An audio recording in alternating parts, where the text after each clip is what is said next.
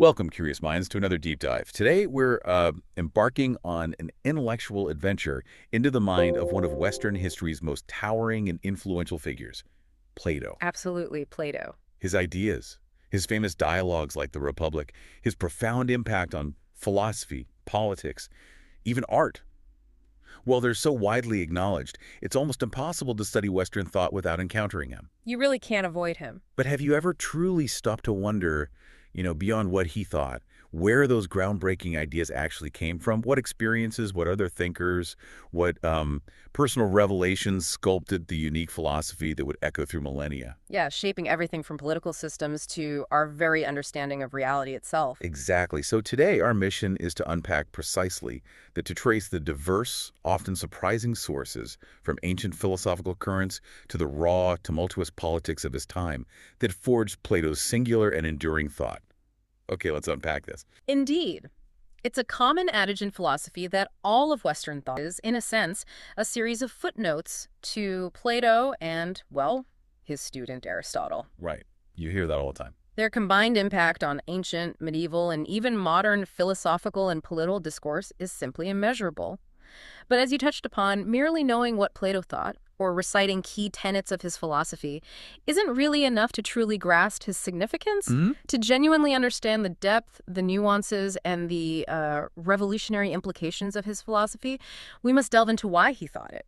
We need to explore the specific intellectual influences, the historical circumstances he lived through, and the profound personal convictions that shaped his opinions and drove his intellectual output. It's about the context. It really is. It's remarkable how often Plato is praised, even revered, without a deeper, contextualized understanding of the specific threads that make up his intellectual tapestry. This deep dive aims to reveal those hidden foundational threads, offering a much richer, more comprehensive, and, I think, ultimately more surprising understanding of his profound and sometimes controversial legacy. So let's start at the very beginning, rooting Plato firmly in his own historical moment. He was born around 428 to 7 BC, a truly turbulent time, right? Right at the early years of the Peloponnesian War. A terrible time for Athens. And this wasn't just any war. It was a decades-long brutal conflict between Athens and Sparta that basically reshaped the entire Greek world. But Plato wasn't just any Athenian citizen experiencing this. He was born into an exceptionally well-to-do aristocratic family, Very well connected. a family with deep, direct connections to the 30 tyrants. Now, these were the oligarchs, a pro-Spartan junta who violently seized power in Athens after its devastating defeat in the war, briefly ruling with an iron fist. A really dark period. You can immediately begin to see how growing up in this incredibly volatile environment, witnessing Athenian democracy, which, despite its flaws, was still a groundbreaking experiment, collapse, and then seeing it replaced by a brutal, oppressive regime. And his own family was involved. Exactly. To which his own family was intimately tied, would profoundly influence his political outlook.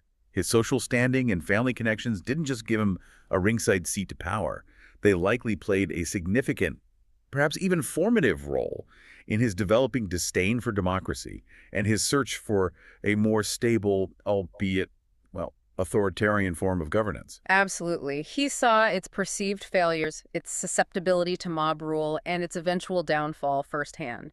It wasn't abstract for him. No, not at all. The historical context isn't just a backdrop for understanding Plato's political philosophy. It's truly the crucible in which his ideas were forged. His youth wasn't merely coinciding with the defeat of Athenian democracy and the rule of the 30 tyrants. It was fundamentally shaped by these cataclysmic events. The Peloponnesian War was an agonizing, drawn-out conflict that tested the very fabric of Athenian society, leading to immense suffering, widespread disillusionment, and a deep sense of instability. When Athens finally fell in 404 BC, the Spartan-backed oligarchy of the 30 tyrants brought an era of extreme political instability, purges, violence, Chaos. utter chaos. And Critias and Charmides, two prominent figures among the 30, were Plato's relatives. Now, while Plato himself never joined the regime and apparently was disgusted by their excesses. Okay, so he kept his distance. Yes, but his aristocratic background meant he would have had an insider's view of power, observing both the perceived chaos and injustices of the democratic system that led to the war and the even more brutal short-lived tyranny that followed. So he saw the worst of both worlds in a way. Pretty much. This period wasn't just an academic observation for him, it was a deeply personal, visceral experience.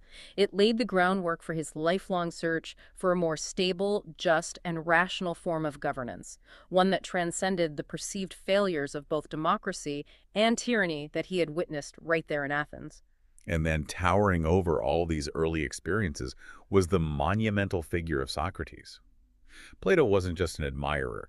He was Socrates' student, a devoted disciple, right? Their bond was truly profound. Crucial. Absolutely crucial. But then came the absolutely pivotal moment in Plato's life, Socrates' execution.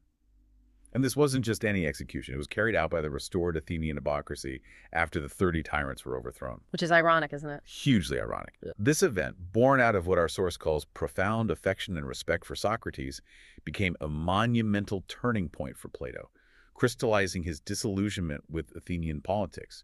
It pushed him decisively away from any direct political involvement in Athens itself.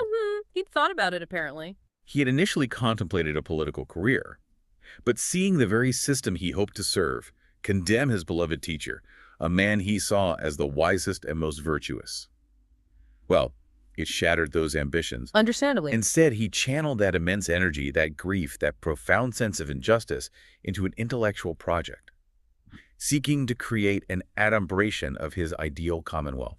Like a blueprint, right? Like a sketch, yeah. A theoretical blueprint for society. Precisely because he believes actual political engagement in a flawed democracy was futile, dangerous, or maybe even morally compromising for him. That's a crucial distinction. The execution of Socrates wasn't just a personal tragedy for Plato, though it certainly was that. It was a profound philosophical and political crisis that redefined his life's mission. Right. For Plato, Socrates embodied wisdom, integrity, the relentless pursuit of truth through reason.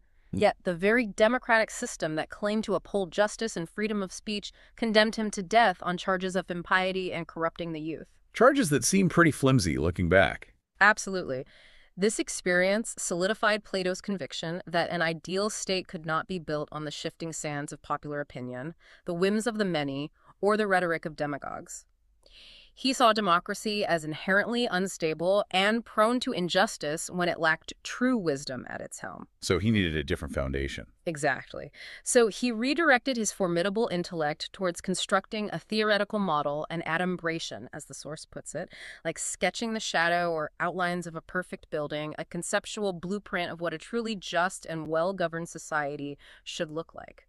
His goal was to design a state where such a travesty, where wisdom and virtue were condemned, could never, ever occur.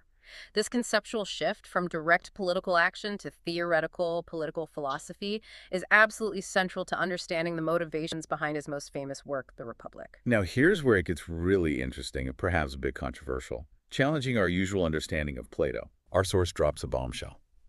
It claims that Plato dressed up liberal suggestions in the Republic in a way that actually deceived future ages into admiring it.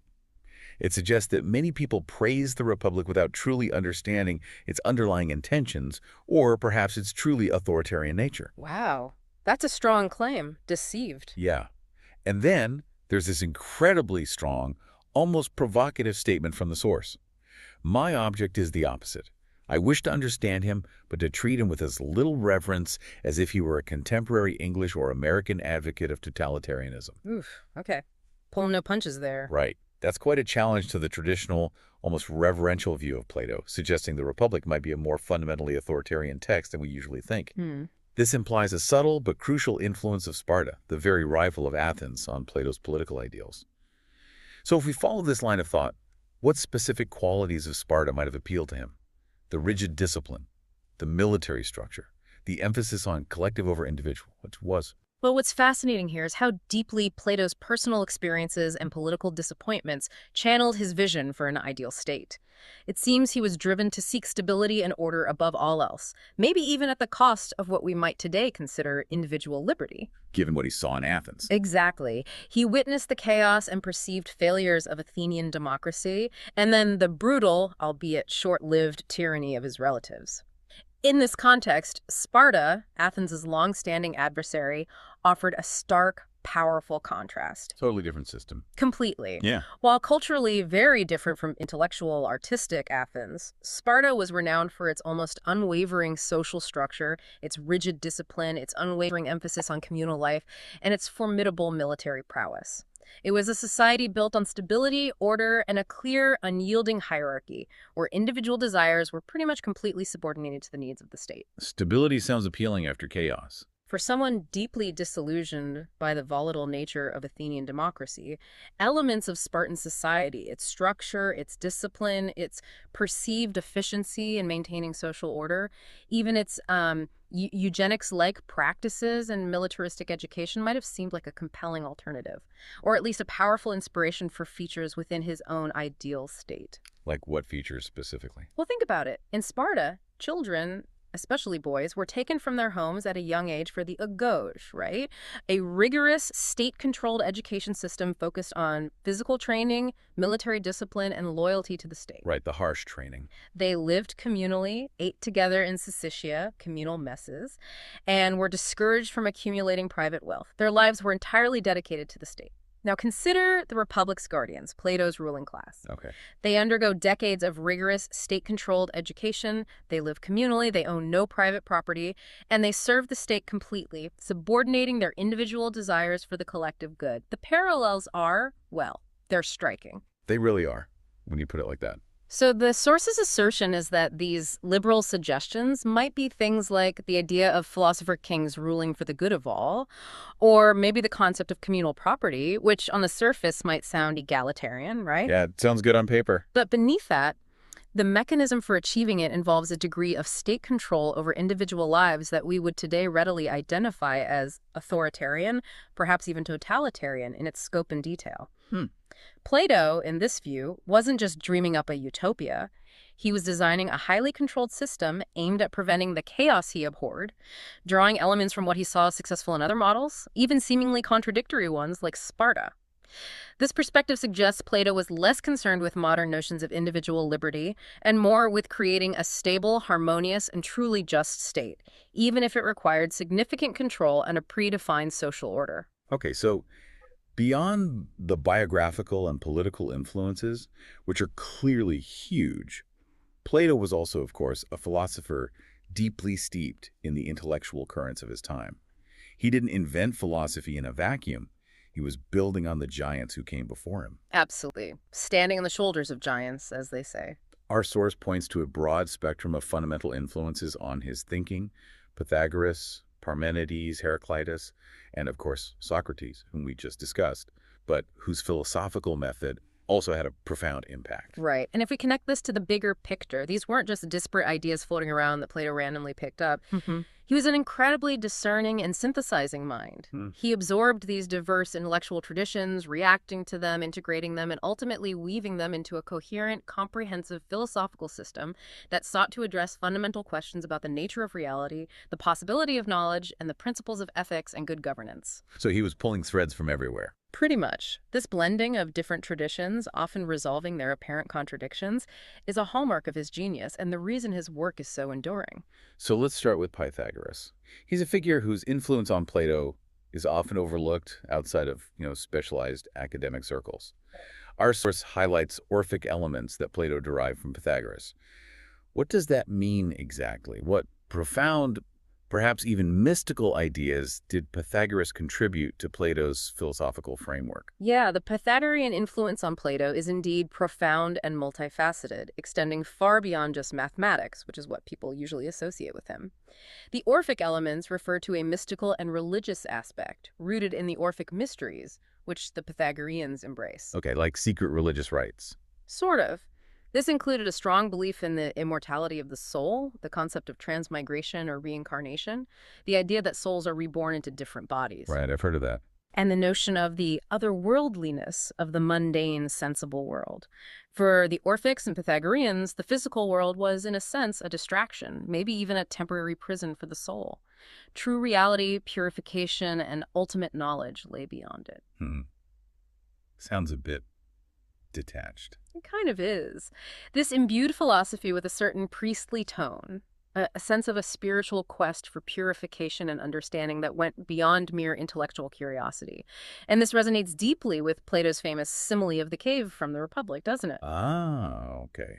The shadows on the wall. Exactly. Where the prisoners perceive mere shadows as reality, much as we perceive the sensible world as real, while true, higher reality lies outside in the realm of forms, accessible only through intellectual liberation. That idea has deep Pythagorean roots. Interesting connection. Crucially, Pythagoras also instilled in Plato a profound, almost religious respect for mathematics. For Pythagoreans, numbers weren't just tools for counting or calculation, they were the very essence of reality, revealing an underlying order, harmony, and eternal structure in the cosmos. Numbers as the building blocks of everything. That was the idea. They believed the universe itself was constructed according to mathematical principles. This led to the conviction that mathematics provided the purest, most reliable pathway to understanding the intelligible or intellectual world, a realm of pure, unchanging truths, free from the imperfections and flux of the physical world. So for Plato, engaging with mathematics wasn't just a mental exercise, it was a form of spiritual ascent. So for Plato, mathematics wasn't just arithmetic or geometry for practical purposes like building or land measurement, but a fundamental pathway to higher truth, a divine understanding of reality, almost a spiritual discipline in itself. That's a powerful idea. Precisely. For Plato, mathematics was the bridge between the sensible, fleeting world and the eternal, unchanging world of forms. It wasn't about practical application in the everyday sense, but about the apprehension of pure, abstract, and eternal truths. How's Well, the exactitude, universality, and timelessness of mathematical principles, think about it. The properties of a perfect triangle are true, regardless of whether you draw it on paper or just imagine it. right? 2 plus 2 is always 4. Exactly. That served as a perfect model for the kind of knowledge, episteme, that could be attained about the forms. This is crucial because, for Plato, true knowledge, episteme, is distinct from mere opinion or belief, what he called doxa. Okay, knowledge versus opinion. Right. Opinion comes from the senses and is fleeting and unreliable, while episteme comes from the intellect and is unchanging, universal, and certain. Mathematics was seen as the rigorous mental exercise that purified the intellect, preparing the mind to ascend from the imperfect copies and fleeting observations in the physical world to the perfect archetypes in the intellectual realm. Which explains why it was so important for his rulers. This is exactly why mathematical training was so central to his educational program for the philosopher kings in the Republic. It wasn't just about being smart, it was about training the soul to see true reality. Okay, moving on from Pythagoras, we have Parmenides, who brings in a completely different, almost radical flavor of thought. Our source says Parmenides' central doctrine was that reality is eternal, timeless, and all change is illusory, and that true knowledge comes solely from the intellect, not the senses. That's quite a claim. It flies right in the face of our everyday experience, doesn't it? It really does. This presents a powerful counterpoint to everyday observation, and it's a profound philosophical challenge. If everything we see around us is in constant flux, seasons change, people age, objects decay, rivers flow, how can reality itself be unchanging? Yeah. This raises an important question for any philosopher. If our senses tell us one thing and our intellect, through pure reason, tells us another, which do we trust? Parmenides argued unequivocally for the intellect. No contest. For him, true being, true reality is one, indivisible, unchangeable, and eternal. Any appearance of change or multiplicity is merely an illusion of the senses. This foundational idea of an unchanging ultimate reality knowable only by intellect became one half of Plato's revolutionary two-world theory. Ah, okay, so Parmenides provides the unchanging part. Precisely. Parmenides insisted that knowledge of this true reality could only be achieved through rational thought, through the intellect. And interestingly, the source notes this is achieved by means of Pythagoreanism, highlighting how these intellectual lineages were already kind of intertwined before Plato really synthesized them. It's a radical idea that profoundly influenced Plato, especially in his development of the theory of forms. Then, on the complete flip side of Parmenides, we have Heraclitus, who is famous for saying you can never step in the same river twice. A flux guy. Right. Our source confirms Heraclitus' doctrine that there is nothing permanent in the sensible world, everything is in a constant state of flux. So how did Plato, this grand synthesist, manage to reconcile this apparent contradiction between Parmenides' unchanging being and Heraclitus' doctrine of constant flux? It sounds like an impossible philosophical puzzle to solve. It really does sound impossible, but it's precisely that tension, that philosophical puzzle that Plato ingeniously resolved, creating a cornerstone of his own philosophy that has shaped Western thought for millennia. So how did he do it? Plato integrated these two seemingly contradictory doctrines by applying them to different realms of existence. He agreed wholeheartedly with Heraclitus that the sensible world, the world we perceive through our senses, the world of physical objects, events, and experiences, is indeed in a constant state of flux. Okay, so the world we see is changing. Yes, everything in it is born, changes, and perishes. Nothing truly is. It is always becoming. So from this world, true, unchanging, absolute knowledge, episteme, is impossible because what you try to grasp is already different by the time you grasp it. Right, like the river. Exactly. But Plato also agreed with Parmenides that true reality must be eternal, perfect, and unchanging for genuine knowledge to exist. So he posited a separate higher realm, the world of forms. The famous forms. The famous forms.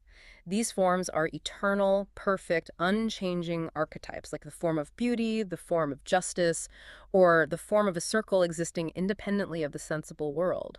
Therefore, the sensible world is Heraclitean, constant changing, impermanent. But true reality, the forms, is Parmenidean, eternal, unchanging, perfect. Wow. So he just split reality in two. In a manner of speaking, yes.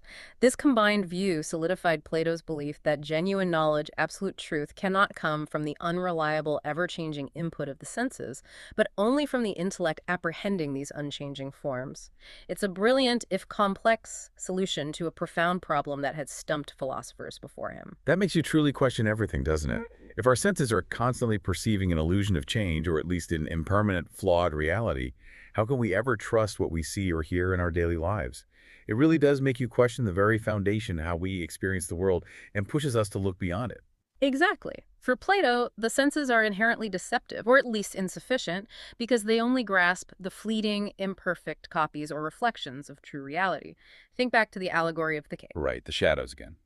The prisoners see only shadows, believing them to be reality, unaware of the true objects casting those shadows, and certainly unaware of the sun outside.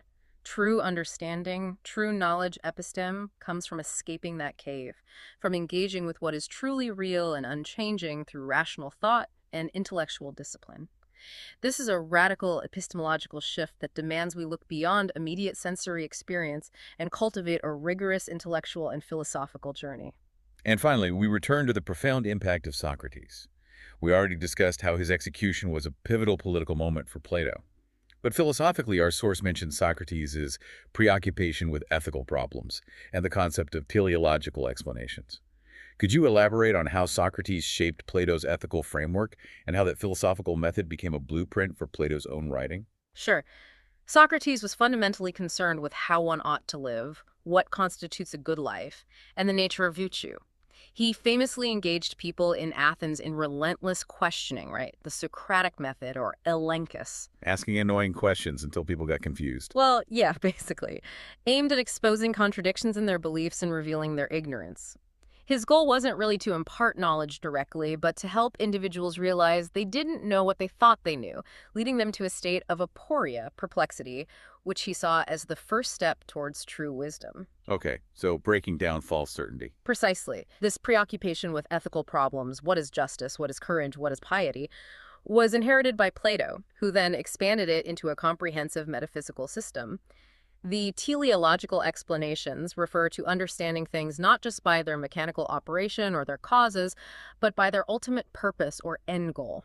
Telos, what's the point of it? Kind of. For Socrates, understanding the good was essential to living well, because he famously believed that no man sins wittingly, meaning if someone truly understood what was good and just, truly apprehended it at the deepest intellectual level, they would inherently act accordingly. No one knowingly chooses evil, they only do so out of ignorance of the true good. That's a very optimistic view of human nature. It is, isn't it? Now, the source notes that while the good is absolutely central to Plato's philosophy, especially in the Republic where it's equated with the form of the good, the ultimate source of all truth and being, well, attributing this concept fully to Socrates is difficult.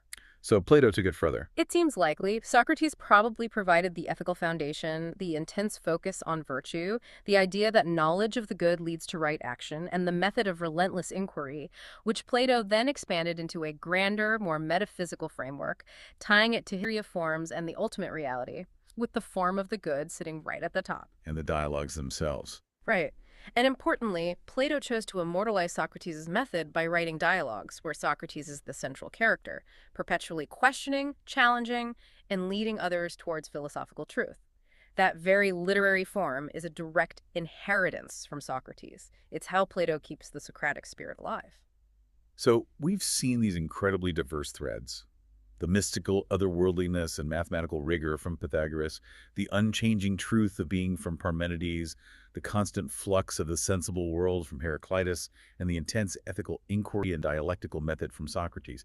It's truly a rich tapestry of influences. How did Plato ultimately weave all of these distinct and sometimes contradictory ideas into his unique grand synthesis? What was the revolutionary outcome of this philosophical melting pot that forms the bedrock of Western philosophy? Well, the outcome was nothing short of revolutionary, forming the bedrock of Western thought and defining many philosophical problems for millennia to come.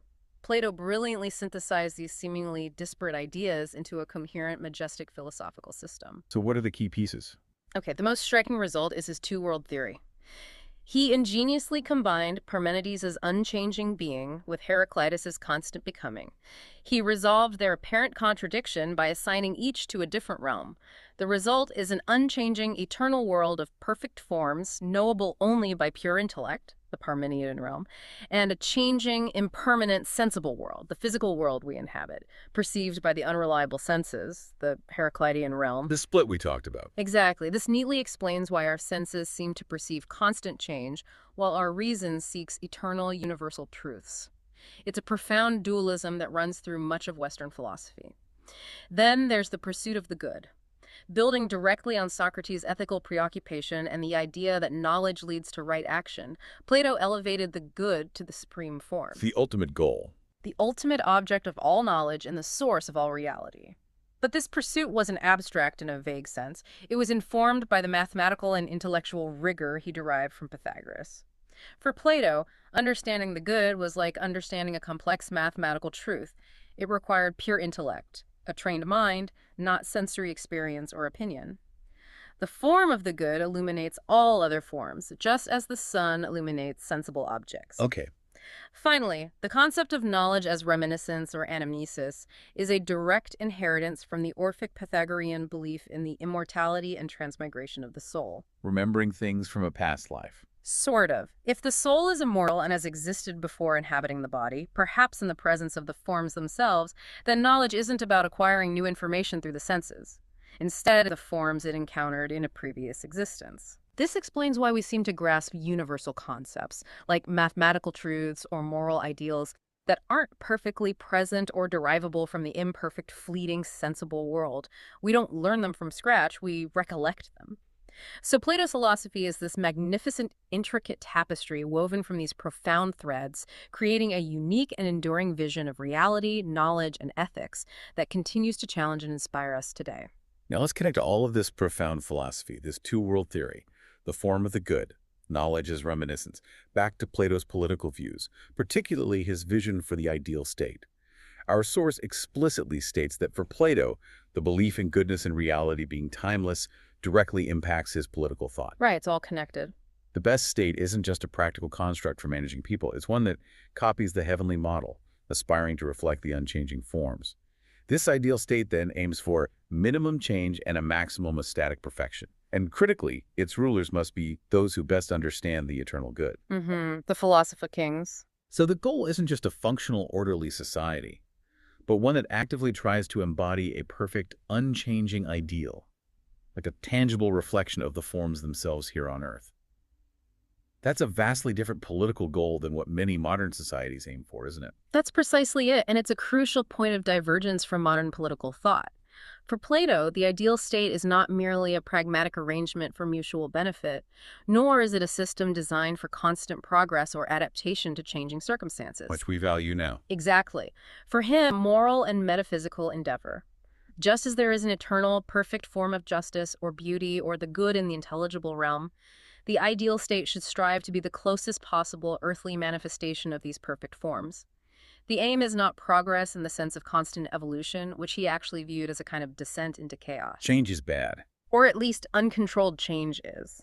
The aim is stability, order, and perfection, mimicking the unchanging nature of true reality. This is a very different vision from modern democratic ideals that often value adaptability, responsiveness to change, and individual freedoms. Totally. For Plato, the true statesman is not a politician skilled in persuasion or compromise, but a philosopher who has apprehended these eternal forms, especially the supreme form of the good, and can therefore structure society in accordance with ultimate truth and inherent goodness. This makes the question of who rules and what constitutes wisdom in governance absolutely paramount. Okay, so that brings us to the core of his political vision. Ooh. Who should rule? How does Plato define wisdom in the context of governance? Can a state grant wisdom? Or can political power itself bestow it? Because it sounds like he's not talking about just any kind of practical wisdom or intelligence. You're right, he's very particular, and this is where his aristocratic leanings and philosophical insights really converge. Plato's definition of wisdom for a ruler is distinct from specific technical skills. He clarifies it's not the wisdom of a shoemaker who knows how to make shoes, Right, the craft skills. or a physician who understands healing and the body, or even a military tactician who excels in warfare. These are specialized, practical forms of wisdom or craft. Instead, the wisdom required for governance is a more generalized, holistic capacity for governing wisely. Okay, but what is that? For Plato, this overarching wisdom stemmed directly from a knowledge of the good. This aligns perfectly with the Socratic doctrine that no man sins wittingly, meaning, if one truly possesses knowledge of what is good, truly understands it at the deepest intellectual and spiritual level, they will invariably act in accordance with that good. Because they know better. Essentially, yes. Therefore, the wise ruler, having apprehended the form of the good, would automatically govern justly, correctly, and for the benefit of all, because their actions would be guided by unchanging truth, not fleeting desires or opinions. This raises an important, almost daunting question, though. How do you practically ensure that those in power genuinely possess this deep, almost transcendental understanding of the good, beyond mere competence or intelligence?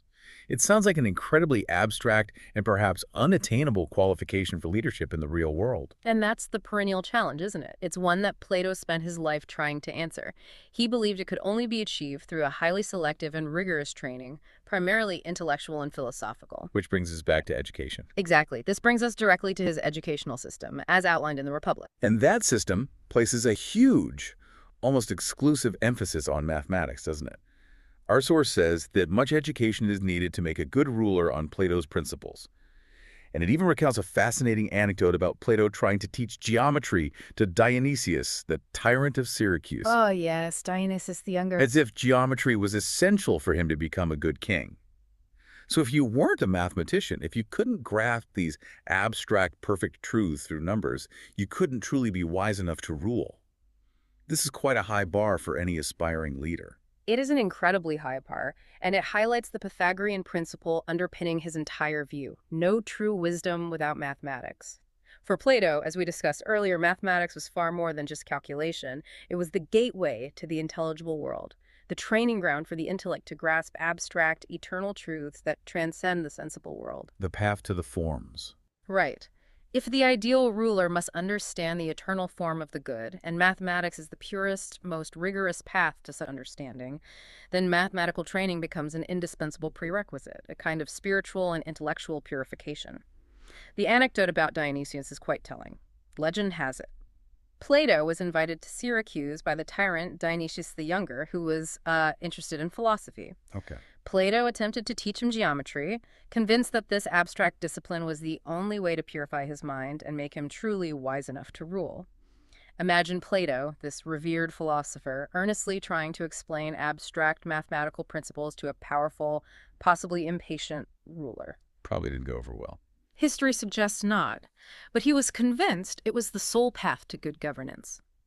This emphasis on mathematics inherently implies a form of oligarchy, doesn't it? Where only a select few, those capable of this specific, rigorous intellectual discipline, could truly achieve the wisdom necessary to govern. It's not a wisdom accessible to everyone, or even to those with practical skills, popular appeal, or conventional academic degrees. It necessitates a certain kind of mind, disciplined, abstract, and dedicated to pure reason. Beyond intellect, there's another crucial, perhaps controversial, requirement for Plato's wise ruler: leisure. Our source states quite directly that leisure is essential to wisdom, and that this wisdom is typically found among those who have independent means. Hmm. This implies that those burdened by manual labor or the daily grind of making a living cannot achieve the necessary level of contemplation or intellectual pursuit to become truly wise leaders. That's a significant social implication, right? It absolutely is, and this point highlights a significant class implication of Plato's ideal state, one that often draws modern critique. True wisdom, for him, wasn't just about raw intelligence.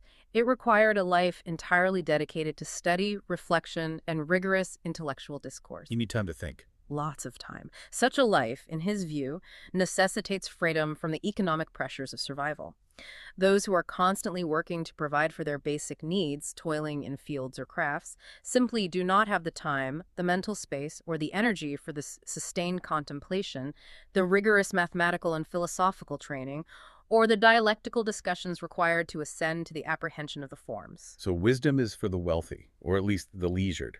Well, while it's framed as a necessity for achieving true wisdom, it implicitly limits the pool of potential rulers to a specific leisured class, either the traditional aristocracy or a carefully cultivated guardian class that is economically supported by the rest of society, as in the Republic. Right. This undeniably reflects his own aristocratic background and perhaps his lived experience, where intellectual pursuits were largely the domain of those freed from manual labor. It's not just about intellectual capacity, but also about the societal conditions that enable that capacity to flourish into true wisdom. Okay. This all brings us to the practical dilemma Plato faced. How do you actually govern in a real world filled with conflicting interests? Our source points out divergent interests within a state between classes, common good versus individual desires, and also the reality of mutually hostile sovereign states competing externally. The messy reality. Exactly. Yeah. This leads to the crucial question Plato grappled with. But even if we suppose that there is such a thing as wisdom as he defined it, is there any form of constitution which will give the government to the wise? How did he propose to overcome this? Or did he even believe it was truly possible? This is precisely where Plato's idealism confronts the messy, intractable realities of political life.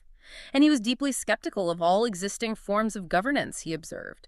He believed that majorities, as found in democracies, were often foolish, swayed by rhetoric, emotions, or short-term interests, rather than reason or the long-term good. He wasn't a fan of democracy. Not really. General councils or even individual kings, he thought, were prone to grievances, driven by self-interest, corruption, or ignorance. And crucially, he wasn't advocating for governance by university graduates or even to doctors of divinity, as the source puts it. Why not? Aren't they learned? Because those represent specific, often technical forms of wisdom or knowledge. A university degree might grant specialized knowledge in a field, but not the holistic understanding of the good required for governing wisely and justly in his very particular view. Yeah. He also acknowledged the practical reality that identifying truly wise individuals is incredibly difficult in any society.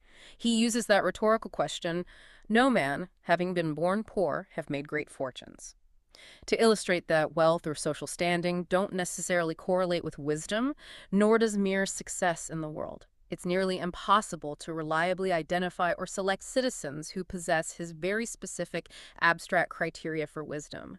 The real world just doesn't sort people neatly into philosopher kings. So what does this all mean for us today and for Plato's own political theory? Our source concludes with a really provocative statement. The problem of finding a collection of wise men and leaving the government to them is thus an insoluble one. That is the ultimate reason for democracy. Wow. Is Plato ultimately suggesting that democracy, despite all its flaws, might not be the ideal system in his eyes, but rather a practical fallback, a necessary compromise, simply because truly wise leaders, by his stringent definition, are so rare, so difficult to identify, or perhaps even unwilling to serve in the messy, imperfect arena of practical politics? That's a profound interpretation, and it really aligns with the source's nuanced, almost resigned perspective. Plato envisioned an ideal, perfect state, the one he sketches in the Republic, which would be governed by philosopher kings who possessed ultimate wisdom. However, he was keenly aware of the immense practical difficulties, perhaps even the inherent impossibility of realizing this ideal in the real world. The gap between theory and practice. Exactly. Given the inherent foolishness of majorities, the grievances of various factions and special interests, and the sheer difficulty of identifying and empowering truly wise individuals who meet his rigorous criteria, intellectual rigor, knowledge of the form of the good, the leisure to pursue it, he recognized that finding such a governing body was indeed an insoluble problem. So if you can't get the best, Then maybe you settle. Therefore, if the ideal is unattainable, if true wisdom cannot be reliably institutionalized in governance, then democracy, with all its inherent flaws, its potential for chaos, and its susceptibility to rhetoric over reason, becomes the practical default. It might not be the best system, in his view, far from it, but it's perhaps the most feasible or least problematic when true, absolute wisdom cannot be reliably found or empowered to rule. It's a stark, almost cynical acknowledgement of the enduring gap between the philosophical ideal and political reality, a problem we are still, grappling with today. Hashtag tag, tag, tag, outro. and there we have it, a truly deep dive into the fascinating, complex, and sometimes surprising sources of Plato's opinions. We've journeyed from his aristocratic roots and the political turmoil of the Peloponnesian Wars, Tumultuous times. witnessing how the profound shadow of Socrates' execution pushed him away from direct politics and propelled him towards building an intricate, ideal commonwealth. We explored that provocative claim about the Republic being subtly authoritarian and the striking, crucial influence of Spartan ideals on his vision. The Spartan connection is key. Then we immersed ourselves in the philosophical melting pot, tracing how he ingeniously synthesized core ideas from Pythagoras' mystical mathematics and soul theories, Parmenides' unchanging truth, Heraclitus' constant flux, and Socrates' intense ethical inquiry. Culminating in his revolutionary two-world theory and knowledge as reminiscence. Exactly. Finally, we looked at his blueprint for the ideal state, examining his stringent definition of wisdom and governance, the essential role he saw for math and leisure, and the profound, almost cynical, practical dilemma he foresaw in ever-achieving, truly wise leadership. Which ultimately perhaps points back towards democracy, however flawed. Right, as a kind of last resort. Understanding these diverse sources, the personal tragedies, the political upheavals, the rich philosophical inheritance, it's not merely an academic exercise in intellectual history. It's absolutely essential for grasping the profound logic, the intricate motivations, and the complex reactions that underpin Plato's entire philosophical and political system. You get the whole picture. You really do. His ideas, particularly his enduring and controversial vision for the ideal state, weren't conjured from thin air. They were meticulously constructed from this rich tapestry of influences and a deep-seated, often reactionary response to the world around him. To truly appreciate Plato's genius, to understand the foundational problems he sought to solve, and indeed to critically engage with his enduring challenges to our own thinking, we must see the intricate threads that formed his intellectual fabric. It allows us to move beyond mere admiration to a deeper, more informed understanding. And as we wrap up this deep dive, consider this provocative thought for yourself. Yeah. Considering Plato's incredibly strict, almost unattainable criteria for wisdom and leadership, requiring a deep understanding of the good, rigorous mathematical training, and almost monastic dedication to contemplation, and even a life of leisure, what does this challenge tell us about our own modern notions of who is qualified to lead?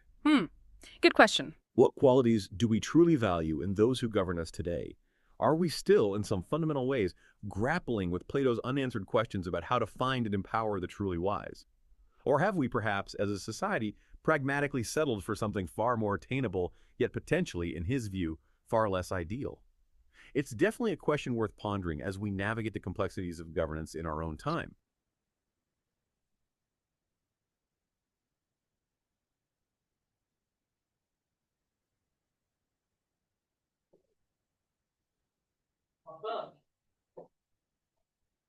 Uncle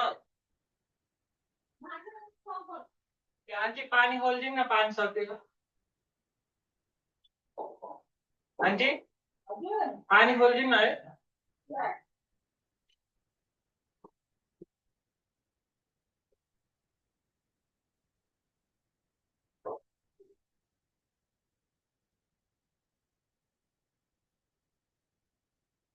हाँ